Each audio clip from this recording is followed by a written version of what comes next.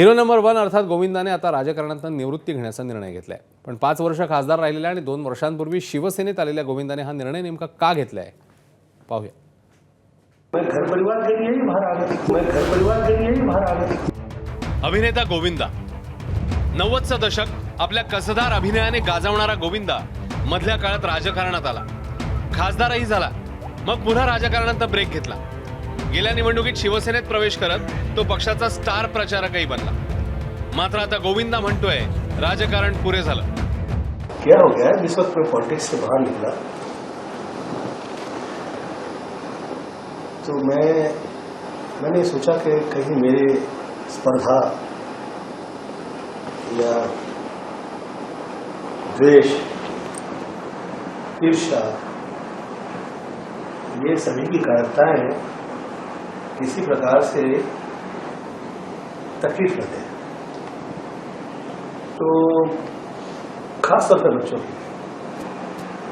तो मैं बाहर आ गया। अब वो मैं घर परिवार के लिए ही बाहर आ गया। गोविंदा आणि पत्नी सुनीता आहुजा यांच्यातल्या कौटुंबिक वादाची चर्चा गेल्या काही काळापासून प्रसार माध्यमांमध्ये पाहायला मिळते। गोविंदाच्या पत्नीने त्याच्यावर अनेक गंभीर आरोपही केले होते। यासह तो आपल्या मुलाला करिअरबाबत पाठिंबा देत नसल्याचंही एका मुलाखतीत म्हटलं होतं। यावरही उत्तर देताना गोविंदाने आपल्या मुलांसाठी राजकारण सोडल्याचं म्हटलंय। रियाड वाला से कहा तो he gave his cabinet to Yash कि कैसे फिल्में बनाई जाती है, काम किया जाता है, और उससे ज़्यादा पूछा नहीं गया। और ऐसे एक माहौल घर में तैयार था कि जिसमें कि मैं फिल्मी रिश्ते में नाकामयाब। 2004 मध्ये गोविंदाने काँग्रेसमध्ये प्रवेश केला।